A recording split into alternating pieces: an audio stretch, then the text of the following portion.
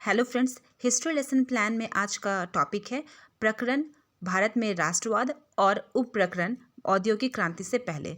मैंने भारत में राष्ट्रवाद के और भी वीडियोस अपलोड किए हैं जिसमें कि मैंने ओवरऑल चैप्टर को फर्स्ट में एक्सप्लेन किया है और इसमें उप प्रकरण है औद्योगिक क्रांति से पहले। इसके बाद सिंस कि ये जो चैप्टर है भारत में राष्ट्रवाद ये बहुत बड़ा चैप्टर है, तो हम इसे एक दिन में तो कंप्लीट कर नहीं सकते हैं। इसमें असहयोग आंदोलन है, सविनय अवज्ञा आंदोलन है, खिलाफत आंदोलन है और भारत छोड़ो आंदोलन है। इसके अलावा बहुत सारी टॉपिक्स हैं, सब टॉपिक्स हैं, तो हम उसे एक एक दिन करके हम उसे एक्सप्लेन करेंगे। तो उसी प्रकार से हम लेसन प्लान भी जो है वो टॉपिक वाइज बनाएंगे। तो हम अगर कोई चैप्टर बहुत बड़ा है तो हम उसमें से 5, 6, 7 जितना भी चाहें जिसके अकॉर्डिंग हम जैसे क्लास ले रहे हैं उसके अकॉर्डिंग हम लेसन प्लान बनाएंगे अपना।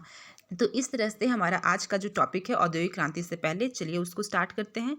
तो हम औद्योगिक क्रांति को क्यों पढ़ा रहे हैं? तो औद्योगिक क्रांति से पहले भारत में राष्ट्रवाद का क्या रोल था?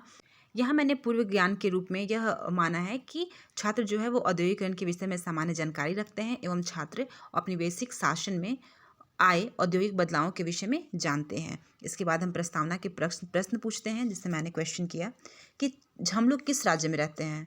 झारखंड राज्य। झारखंड में कौन सा शहर को लौह नगरी के नाम से जाना जाता है? बच्चे आंसर करते हैं जमशेदपुर। उसके बाद मैंने क्वेश्चन पूछा जमशेदपुर को और किस नाम से जाना जाता है? लौह नगरी। लौह नगरी किस लिए बोला जाता है? औद्योगिकरण के लिए। तो औद्योगिकरण से आप क्या समझते हैं? तो यह एक समस्यात्मक प्रश्न होगा। तो इसलिए हमारा उद्देश्य कथन यह होगा, आज हम लोग औद्योगिकरण के युग का अध्ययन करेंगे। इसके बाद हम प्रस्तुतिकरण में देखते हैं कि हम औद्योगिकरण का क्या अर्थ होता है उसको एक्सप्लेन करेंगे। औद्योगिकरण क्रांति से पहले की क्या स्थिति थी वो हम लिखेंगे और इस समय जो बच्चे हैं वो ध्यानपूर्वक सुनेंगे और महत्वपूर्ण बिंदुओं को लिखेंगे। साथ ही मैंने ब्लैक बोर्ड पर कुछ इंपॉर्टेंट पॉइंट्स लिखे हैं, जिसमें कि यह है औद्योगिकरण एक प्रकार की प्रक्रिया है जिसके अंतर्गत लोग पुरानी पद्धति को त्याग देते हैं और उसके स्थान पर आधुनिक, अधिक सख्त, अधिक उत्पाद, अधिक तकनीकी संसाधनों का प्रयोग करते हैं। और इस तरह जब मैं इस टॉपिक को एक्सप्लेन कर दूंगी तो मैं बच्चों से मूल्यांकन के लिए एक प्रश्न पूछूंगी कि बच्चे बताइए औद्योगिकरण का क्या अर्थ है। इसके बाद हम सेकंड पेज में लिखते हैं कि आखिर कारखानों का जो उदय है वह कैसे हुआ, कब हुआ, किस तरह जो कारखाने हैं वो इंग्लैंड का अभिन्न अंग बन गया, इसके बारे में हम लिखेंगे।